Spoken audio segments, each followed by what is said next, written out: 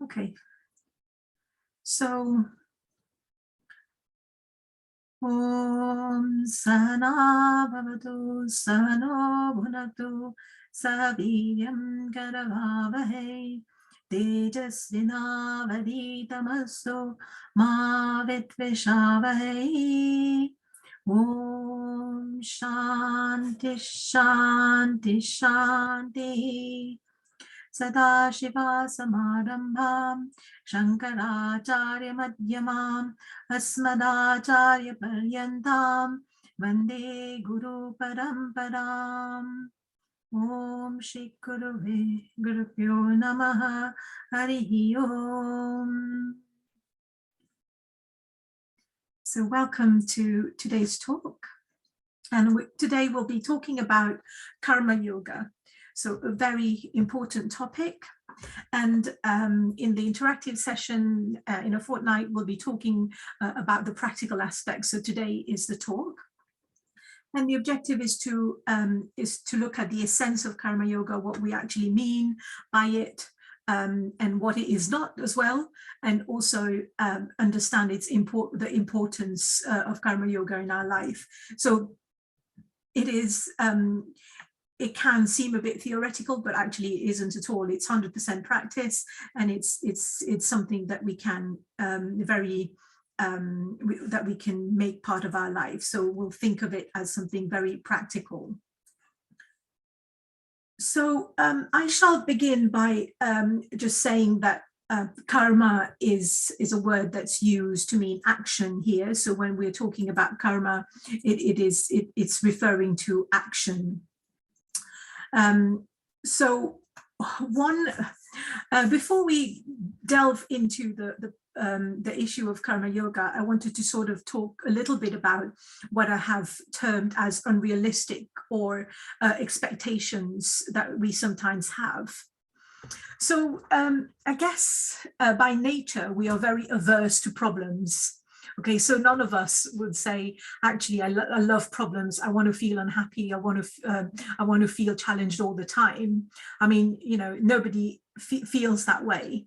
And so there might be a tendency to think, well, actually, what I really want is to be free from challenges and free from problems. By problems, I mean anything that's slightly unpleasant, that challenges us, that makes us unhappy, that makes us upset, that makes us frustrated, that makes us feel helpless, or even angry. So really, to expect that we shall be free from problems is not very realistic. I mean, all of us have lived in this world for long enough to realize that this is not what life is about. So there's always something. There's a period when life is beautiful and everything is going fine, and then there'll be a problem where there'll be a time when we've got problems and challenges and things are just not going our way. So therefore, we cannot expect life is free of problems or challenges. So, and the second assumption that we sometimes have is that I can control the result of my actions. So I am very competent, I know what I'm doing, and I've got all these skills. So therefore, I can control the results of my actions. But I think we have all learned that actually we can't. There are 4 types of results that we can get from our actions. So one, where the results are below our expectations. And there are actions that actually cause opposite. Anju, are you supposed to be sharing the presentation? Because you're not sharing it at the moment. Okay, sorry about that. I'll try. Okay.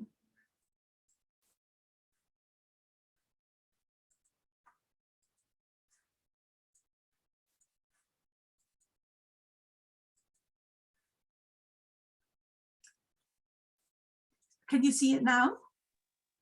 Yeah, perfect. Thank you. Okay, sorry about that. Thank you for letting me know. Okay, so we were talking about the type of results. So we've got results below expectations. So what we're expecting below what we wanted. And then we could have completely the opposite result that we were expecting.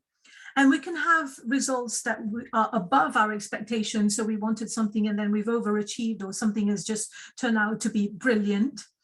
And then sometimes we can actually have actions that are results that are equal to our expectations. So when results are equal to our expectations, we're happy. Above our expectations, we are extremely happy. And below expectation and opposite to expectations, then we are sad. So we soon learn in life that actually we can only do our best, but then the results of our actions do not depend just on us. And so we will talk a lot more about this. The third assumption is, or expectation, if you like, is we always want things to go our way. So we, when they don't, we are very unhappy. But then we also know that things don't go our way for a lot of the time. Sometimes they do, but a lot of the time they don't. And that's the way things are. And there is nothing that you and I can do to actually change this. And finally, we're often kind of, this is not an expectation, but this is, sometimes we kind of feel, oh, we're actually helpless, we just can't do this, we don't have any choice, this is too difficult. So we have these feelings very often, but actually it is not really the case. Well, sometimes we don't have a choice that we wanted maybe, but we do have a choice in most of the time, and mostly in terms of what we do about the situation. We cannot change the situation, I agree, but we always have a choice about how we react to the situation. And also we kind of say, all right, this is too difficult. And for sure, things can be difficult, but most things are just not impossible. And again, this might change. This might warrant a little change in the way we think about things. So I wanted to talk a little bit more about this idea of problems in our lives, or challenges in our lives. So when problems happen, we obviously can't do anything about it directly, perhaps. Sometimes we can, sometimes we can't. And the choice that we have very often is how we respond to them. So this choice is entirely ours and nobody else's. So how we respond to the problem is our choice and our decision. And often we will say that our growth comes in how we deal with the problem. So nobody grows when life is beautiful and things are going fine. So normally we all tend to grow when things are not going our way and we are mired in problems. So this is where the real growth happens with us. So that's not to say that, that's not to not acknowledge all the issues that come with problems. So when we are faced with a problem, we're not saying we should deny the hurt, anger, frustration, upset, and helplessness. These are very real feelings, and we have to deal with them when they happen. And we can't deny them and say, oh, it's fine and I'm okay, when we're not sometimes. So there is also room to acknowledge these problems and to these feelings, and work with them, sit with them for a bit and understand what's happening, why they're coming, and what we can do about them. So really, as I mentioned, growth really happens when problems are dealt with. So the scriptures always encourage us to not try to flee our problems or try to run away from our problems, and for various reasons. And one of the main reasons is that, well, the problems, a lot of the problems happen because of our karma that we need to purge somehow. And if we're trying to evade it now, something else will come. So we might as well face it and grow as a result. So really, our prayer is not that, is not to say, oh, don't give me any problems, but then our prayer should more be, give me the strength to deal with any problem that comes my way. So give me the emotional strength, the mental strength, so that I can actually deal with them. Because praying or wishing that we have no problems in our lives is just not possible. And there are so many external things that affect us in our daily lives. You know, we've all learned about the virus, we're learning about war now. And so these are never-ending issues, but what we do is what matters. So our response really takes away that helplessness from us and makes us part of the solution rather than part of the problem. So it sounds a bit like a cliche, but actually it is true. And also when we're doing that, we give up blaming others. I mean, sometimes, you know, we have to blame others when things are not right. There's no doubt about it. When things are against dharma, against righteousness, then we have to speak up. We have to say things. But then, you know, we can't blame others for how we respond to problems or how we deal with things. So it's not others' responsibilities how we deal with problems. So we often kind of, you know, it's very easy sometimes to say, oh, it's so-and-so, it's because so-and-so that I can't be doing this, or, you know, but a lot of the time we do have that choice, and it is, you know, it can be easy blaming others. But then if we want to lead a spiritual life, then blaming others is something that we want to walk away from. So the second one I wanted to talk about was around this idea where I said that, you know, the results of our actions are not determined by us solely. So we contribute to the results for sure. Okay, so we do our best, you know, whatever it is that we're doing, whatever task that is at hand, we do our best. But then we don't really know what will happen. The actual results depend on many factors that are beyond our control, and very often beyond our comprehension. We don't really understand why, and we don't understand a lot of the things that's happening. And even though, you know, whatever happens, there'll be an expert talking about a lot of these things, but this is from a very limited point of view as well, which is not invalid, which is valid from a limited standpoint. But actually a lot of results depend on many factors that we don't know, we will probably never know or comprehend, and that's okay. So the other thing to understand is that the laws and principles of nature, which we are all subject to, so all the laws that we know about, you know, gravity and everything else in the universe, reproduction and everything that happens, is actually, they're not just mechanical laws, they're not, but they are actually laws that are presided by Ishvara. So this is where these laws come from, and Ishvara, as the creator, also makes these laws for the universe to function. So it is not a coincidence that gravity is what it is, the number that it is, and all the laws of physics. So it is not the people, the scientists whom we know, who have discovered those. They have certainly, they are due credit to have been able to explain some of this to us, but they haven't created it. It's not their product. Okay, so it's not their doing. So that is quite important to understand. So then I just wanted to talk a little bit about so we often talk about two paths of reaching our goal, the goal of self-realization, or and there are the Bhagavad Gita talks about two paths, and one is karma yoga and the other one is jnana yoga. So karma yoga is yoga of action that we're talking about today, and the other one is yoga of knowledge. So it's the power of knowledge to reach self-realization through that. So I will not be talking about jnana yoga today, but I will be talking about karma yoga. But one thing that I want to say is that jnana yoga is where we are actually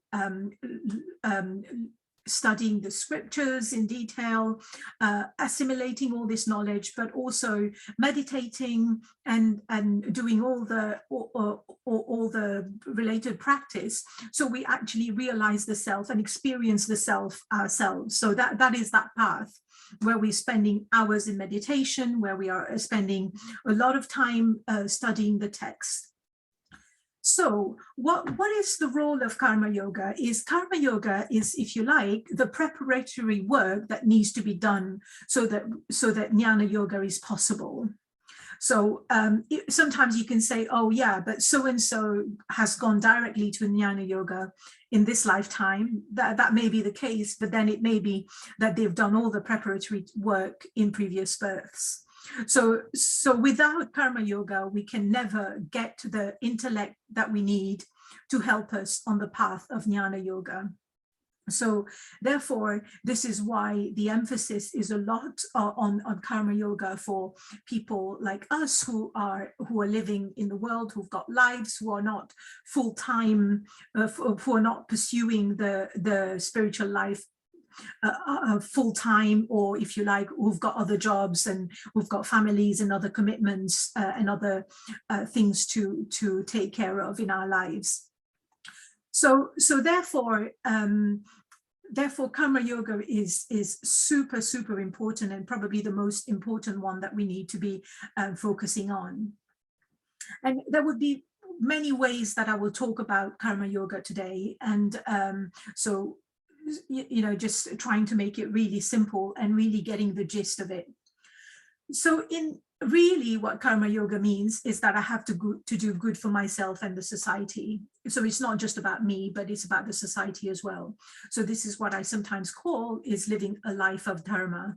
So righteousness, and with the principles, in lines with the principles of Ishvara, of what is required of us. And also there is this attitude very much in karma yoga saying, well, just do it because it has to be done. Okay, so we do not, we fulfill our duties and we just do it, and because it's got to be done, and there is not many questions to be asked there. And again, that idea of do good for myself and society is we're also interested in the whole world becoming happy. So we are also interested in the whole world, in the well-being of the whole world, not just us. So, there's not that thing just about us. And also we understand that even though we have we might not be able to determine the results of our actions, and it seems that we have a very small part to play in the whole order of the universe, but then we have to understand it is a very special purpose. So we're here for a very special purpose, each one of us, whether you like it or not. That is what we're here for, and that's what our duty is in this lifetime, to fulfill this special purpose that we are here for. So as I say, whatever it is, that is our role, and that is something that we have to do. So this is what I mean by what we are here to do, our purpose. We just have to fulfill it. And also karma yoga also talks about, to be able to take care of someone else, our duty is to take care of ourselves, of our own mind and our own body, so if you like. So this is just to go into the topic of karma yoga. So basically karma yoga is talking about us, what we need to be doing, and how we can live a fulfilling life. So the next point that I wanted to say is that karma yoga is a mental disposition, and it's an attitude and also a lifestyle. So as a mental disposition, so it's not something extra that we do. Okay, so when we think about a mental disposition, or we're going to practice, we're going to become karma yogis now, all of us, it doesn't mean that we have X time where we're going to be doing this. It doesn't mean that we have to do extra actions, extra things. So this is the nice thing about it as well, is that as a mental disposition, it is simply an attitude that we have. And in whatever we're doing, in fulfilling our life purpose, in all the commitments that we have on a daily basis, we bring in that mental disposition. And what that does is it frees us from what is perceived as the limitations in various situations. So we'll explain this a lot more, but I just wanted to make sure that we all understand that karma yoga is actually not something extra that we do, but it is all in the mind. So it is not an action, physical action that we are doing, but it is an attitude with which we do whatever we have to do, our daily job of cleaning, cooking, whatever we do, or our daily job, or looking after others, everything. It is just bringing in that mental disposition. And as a lifestyle, if we want to see it that way, we pursue our duties with liberation as the aim. So liberation, or we have used the word moksha in the past. And by that, but what we mean by moksha or liberation is to be happy simply. And to be happy when? To be happy always, to be happy now. We're not talking only about moksha, so where we stop the life, the birth and death cycle. So that's also sometimes referred to as liberation. So, but what we are talking about is both type. And if we are more comfortable with just focusing on being happy now, then that is perfectly fine. And that's I think there wouldn't be a single human being that would say, oh, I don't want to be happy now, or in the future, or always. So that, but then, even though most people want to be happy, but then people don't live their life with that intention. So they live their life in a way where they think the happiness that they get depend on some things that we have learned so far in these talks are not real happiness. They are kind of fleeting happiness. They are happiness in objects that are fairly binding, and they do not give us the real happiness that we crave for, which is inside of us. So this is what karma yoga is. It is a mental disposition. So it's just an attitude that we bring in to our lives with whatever we do. And then secondly is, or actions become karma yoga when we actually know that and acknowledge and be mindful that our purpose is to be happy and to make others happy as well as our aim in life. So we said at the beginning that karma means action here, and so when does karma becomes karma yoga? So we've said whatever we are doing can be converted, if you like, with the right attitude from just karma to karma yoga. Okay, so when does that happen? So I've tried to list a few things here. The first one is when we perform our duties, whatever we have to do, our daily tasks, commitments, whether we like it or not. And my teacher says, without murmuring.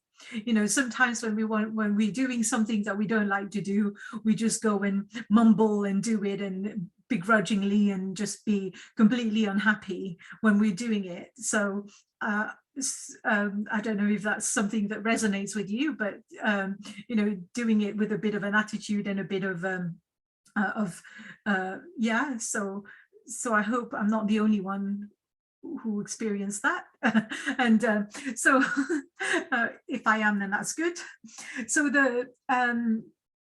really it is about performing our duties whether we like it or not.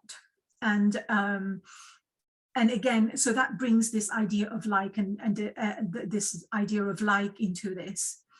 So it is easier to turn what we have to do in something that we like, because if we have to cook every day and we don't like cooking, we're going to be miserable every day.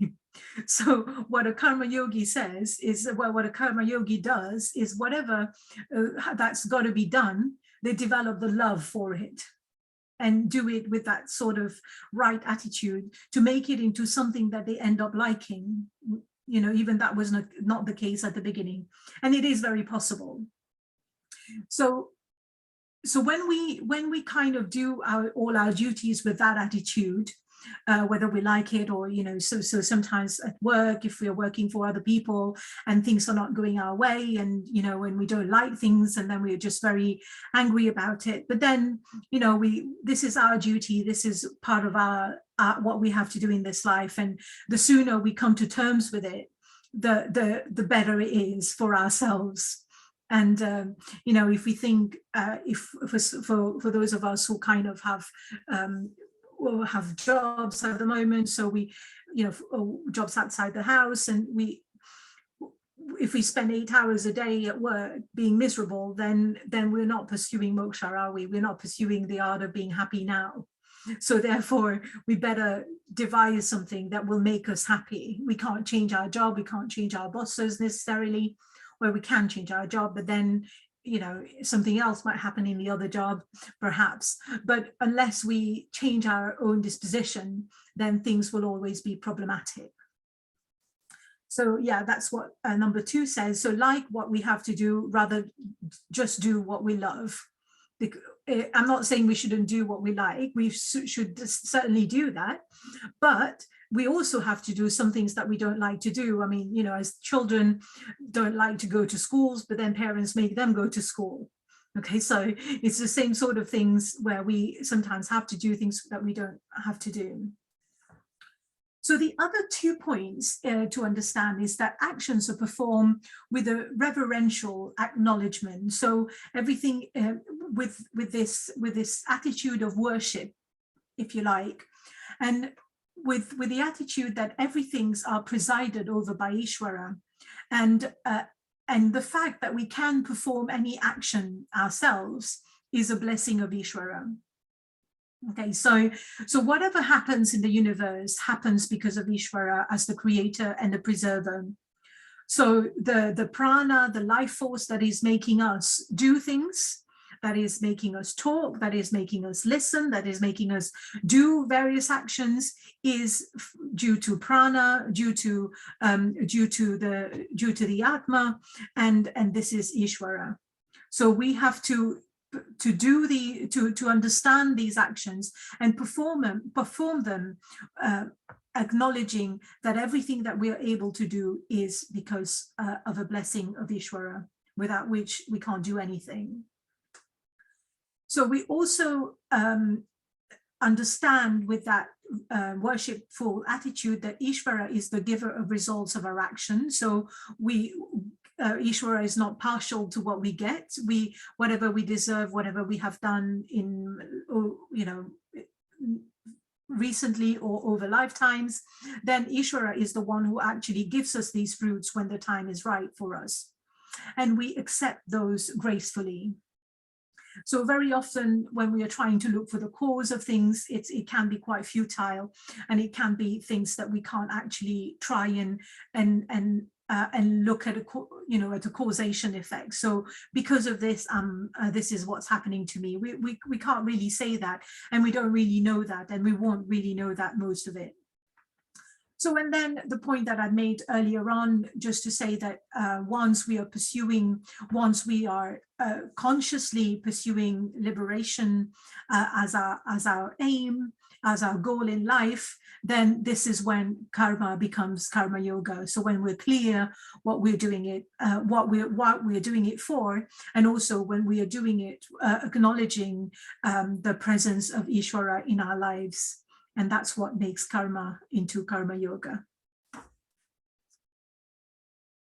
Okay, so I wanted to next talk a little bit about some misconceptions about karma yoga.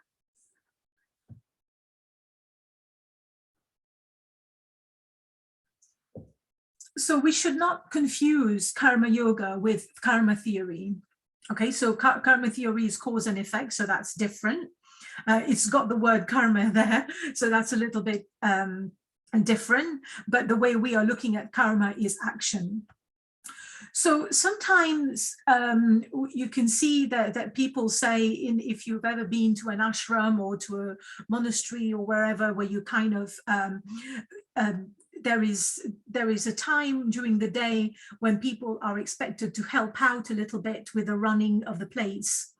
And sometimes if if it's in a timetable, people will timetable it as from, whatever, 10 to 11 a.m. it would be karma yoga. So actually that term is not correctly used there. What it means is service, is just helping out. Okay. So, and also I've seen adverts on yoga studio saying, come clean our yoga studio. We need karma yogi to clean our yoga studio for free yoga classes.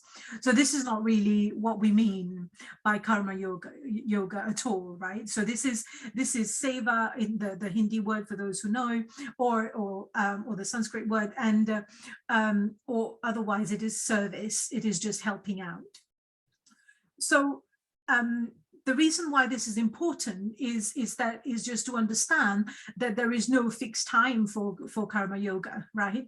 So karma yoga is an attitude, is a 24/7, maybe not when you're dreaming, but when as long as you're conscious in the waking state, then this attitude is there all the time. So there is no fixed time for karma yoga. So it's not like Monday at 6 p.m. where we are all rolling out our mats to be on the to do hatha yoga when there is a time for it.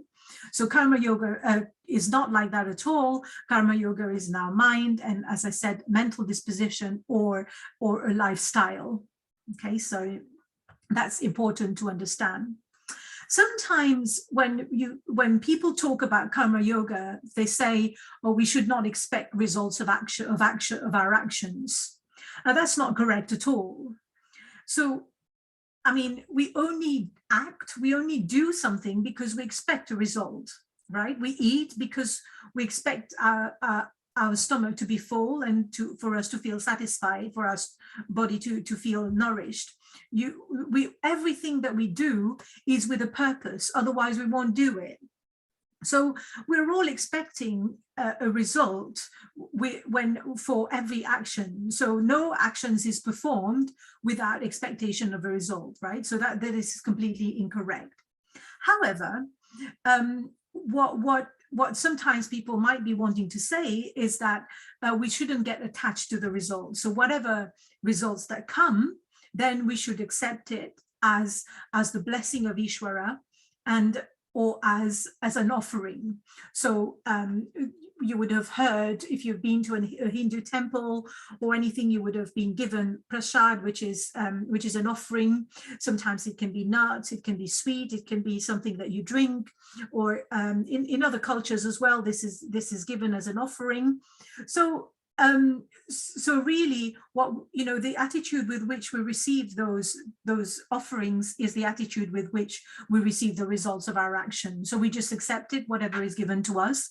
So, if we go to a temple and are given some nuts and we were expecting some really nice laddu and, some specialty sweets, we won't say, oh, but where is the specialty sweets? We just take it and accept it gracefully. In the same way, whatever results we get, we accept it with that attitude. And also, one of the things we tend to think about is all the results depend on my actions. So if I work really, really hard, I'm guaranteed success.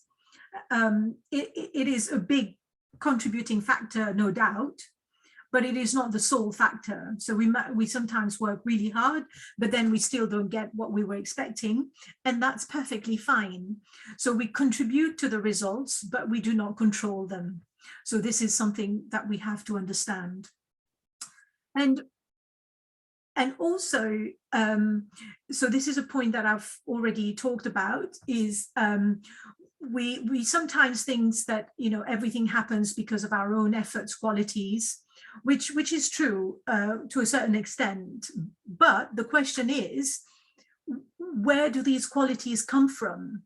These qualities do not come from me, right? So our ability to do something comes from us. But how did we get this ability? This ability has been given to us by Ishvara.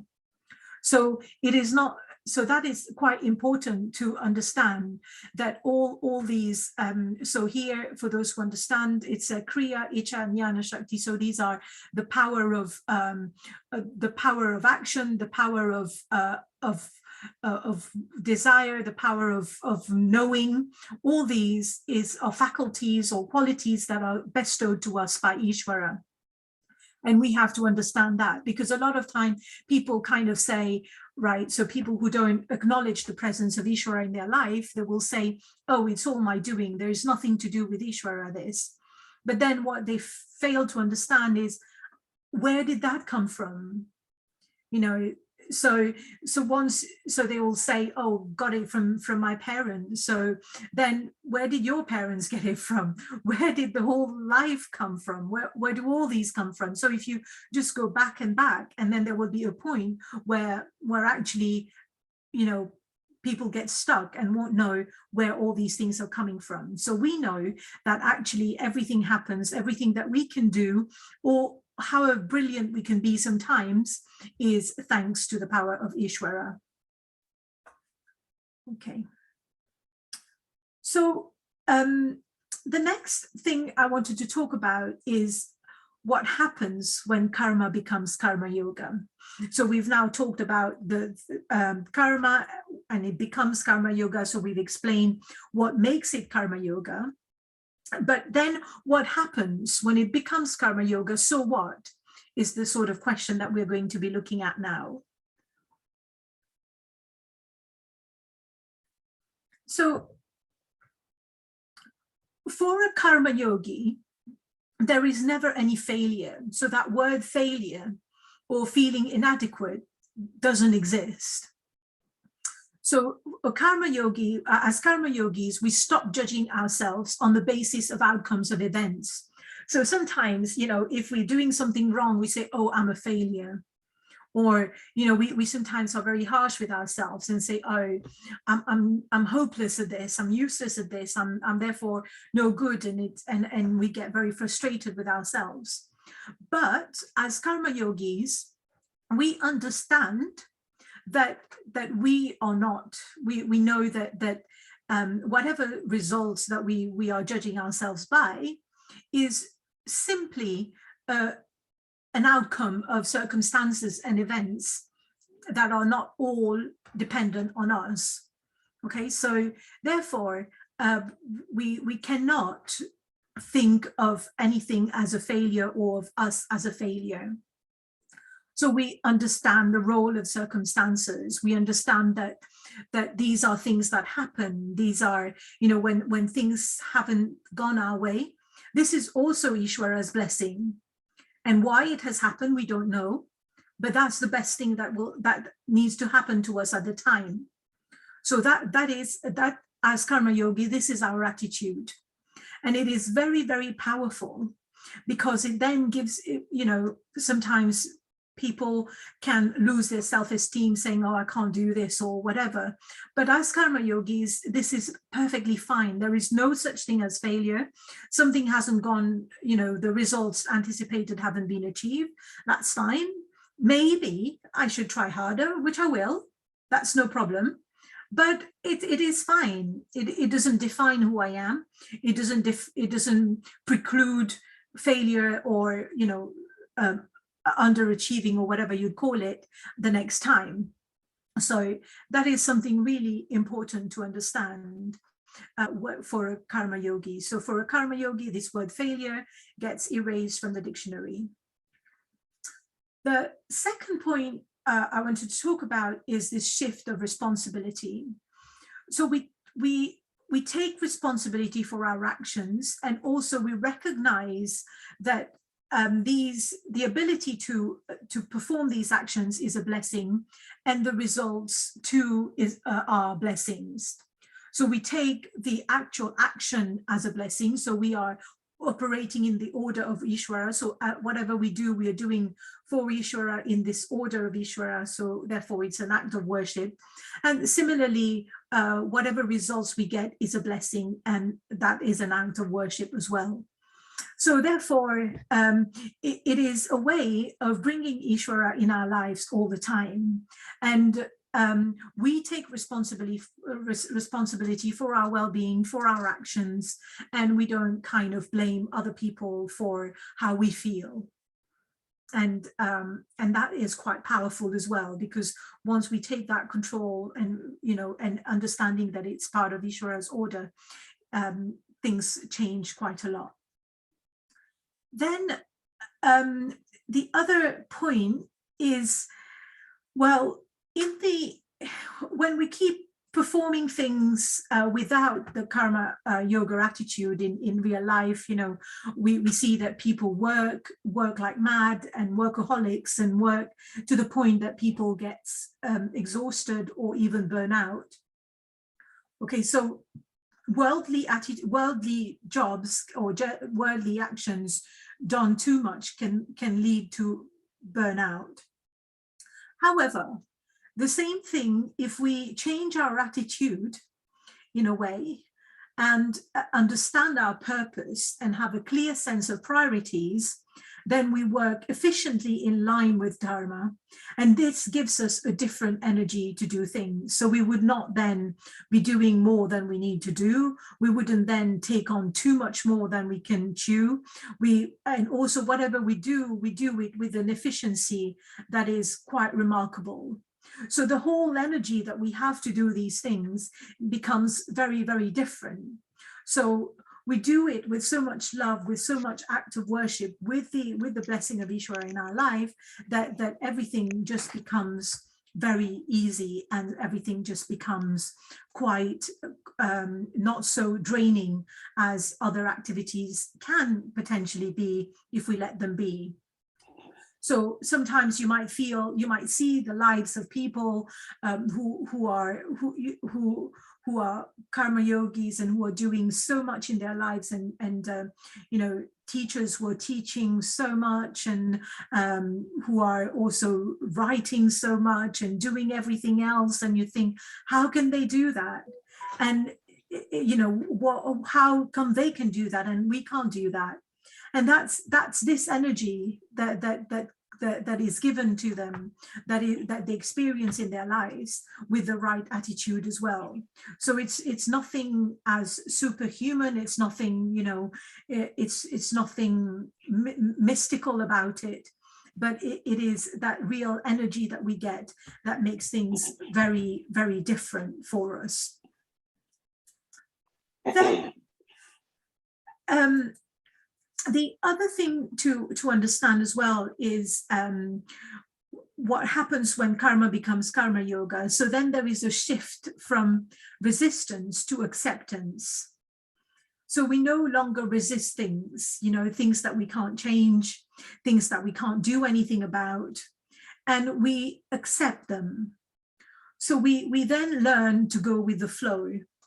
So we learn to really embrace these things that we have to do. So there are certain situations in our lives that we can't change, and we will just learn to live with it. We will learn to go with the flow and stop putting our resistance. So just a little example here is that, you know, as a karma yogi attitude, we will stop complaining that, you know, it's been raining, the weather is terrible, or it's winter. I mean, that's what nature does. Okay, we're not going to change what nature does. So the sooner we embrace winter, love winter for what it brings, acknowledging its, you know, all the issues that it brings with it, then we go with the flow, and not, you know, and also then what we're doing is, you know, I've seen one of my friends on Facebook who's kind of put day minus day whatever to spring. So every day counting down to when spring it comes, you know, so it's living in the future rather than actually enjoying what's happening now. And then, you know, God forbid, but who knows what might happen in spring, or so we just don't know, right? So really, it is, so as karma yogi, we do not resist the things that we can't change. We don't resist the law of nature. We don't resist our duties. We don't resist what we have to do in this world. And we just accept it, and we learn to go with the flow, taking everything as Ishvara's blessings. And then what we're doing as a result is life become quite easy and joyful. So this is not a theory. This is actually what happens. And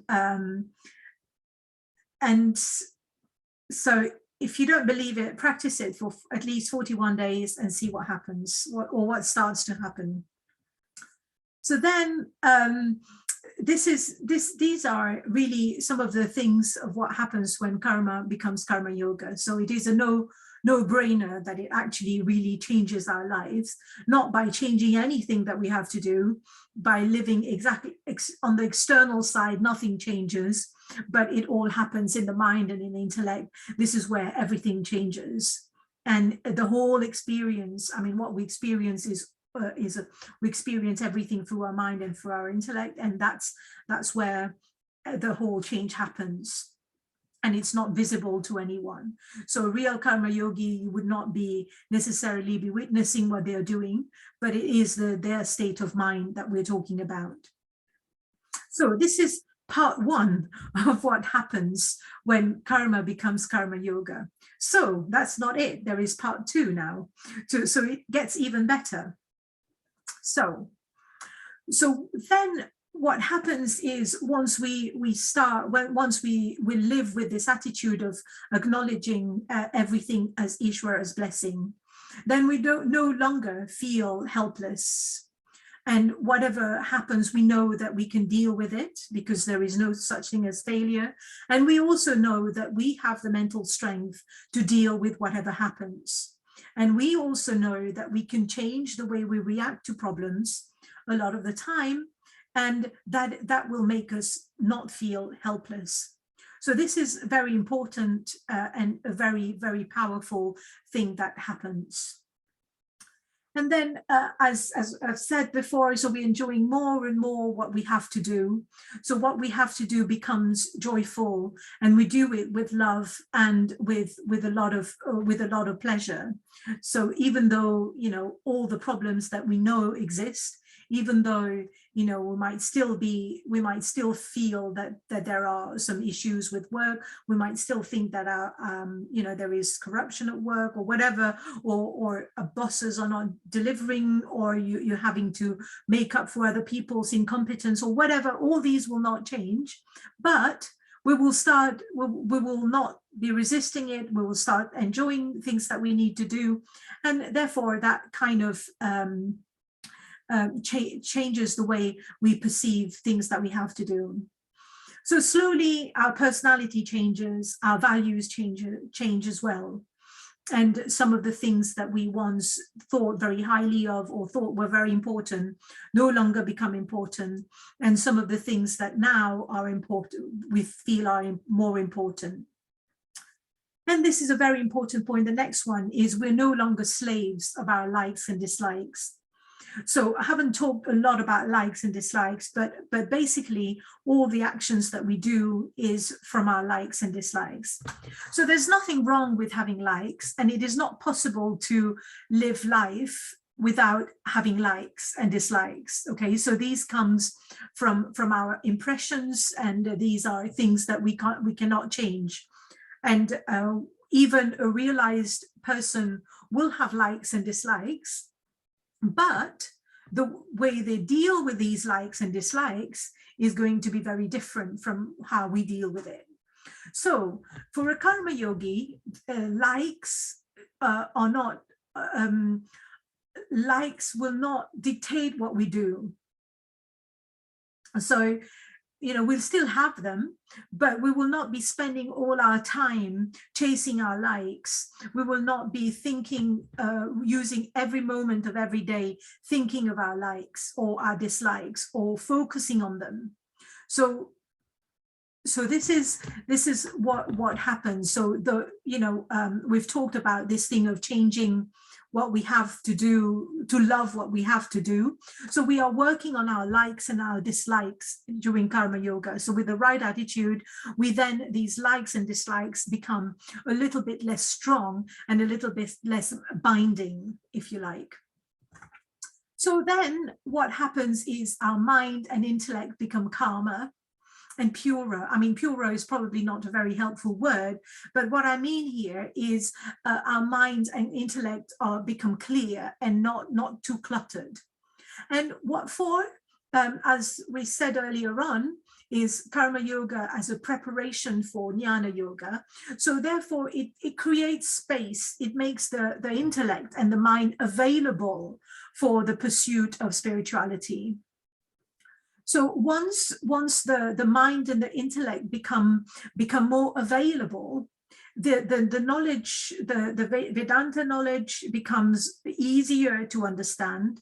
So it may be that we understand it now, every Sunday or whatever, we understand it for a bit, and then we forget it all for a while, and then we just, you know, in 2 weeks' time on a Sunday, it comes back to us again a little bit. So, but when the more the purer our mind and intellect become, the more available, then these knowledge actually really sink in and become imprinted in our subconscious, and this is what stays with us and really makes that experience, help us to understand better, and also stays with us in future births.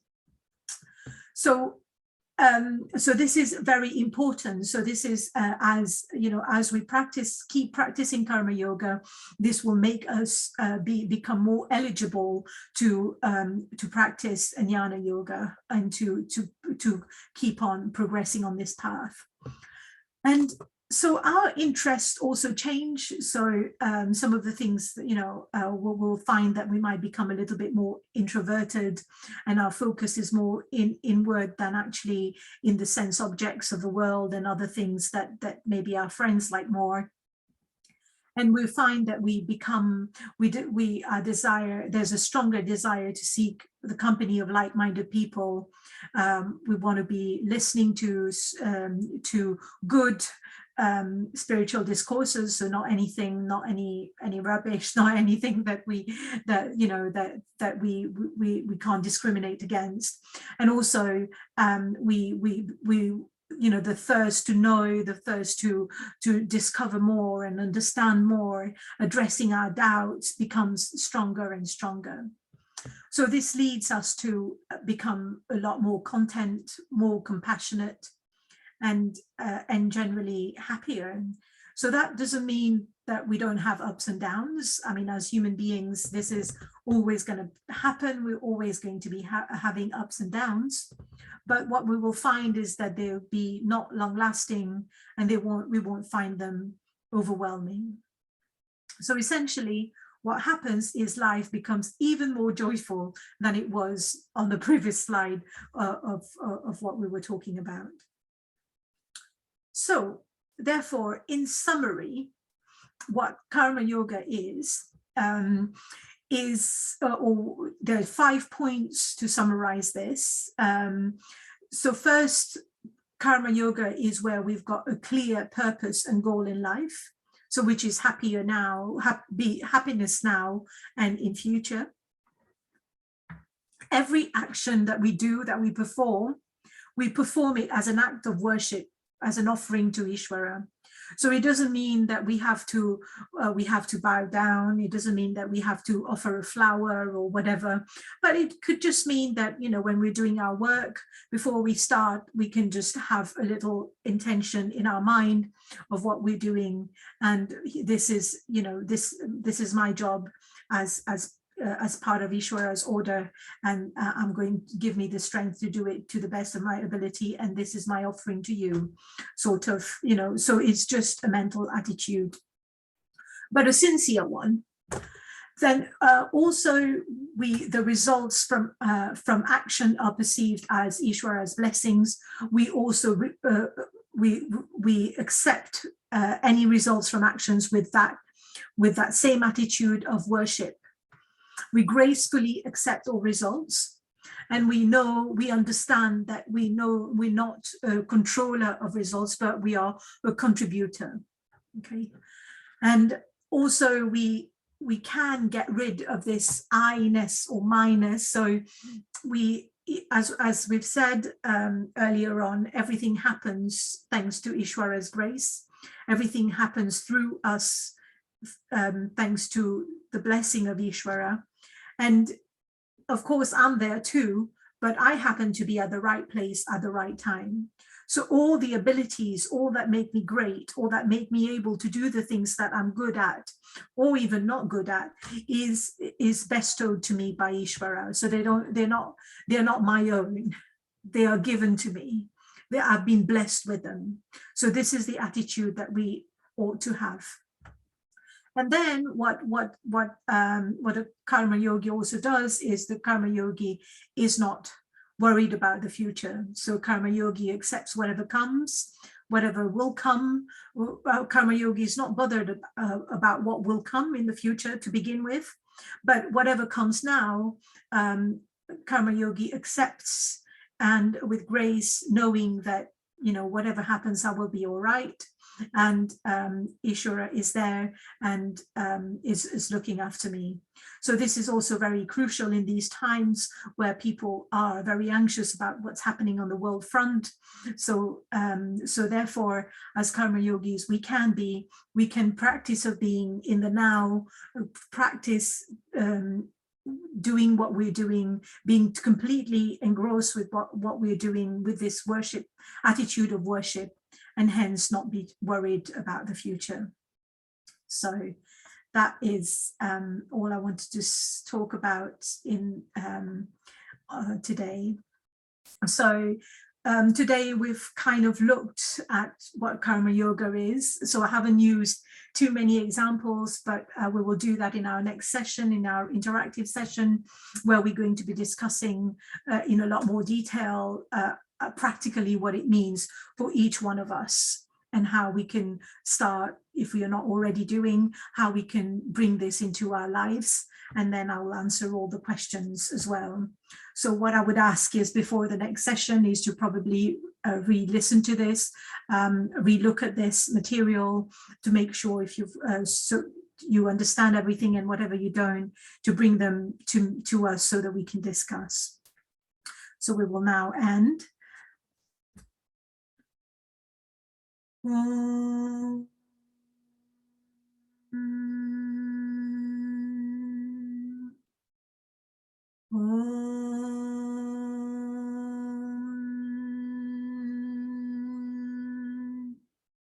Om Purnamada Purnamidam Purnat Purnamudachyate Purnasya Purnamadaya Purnameva Vashishyate.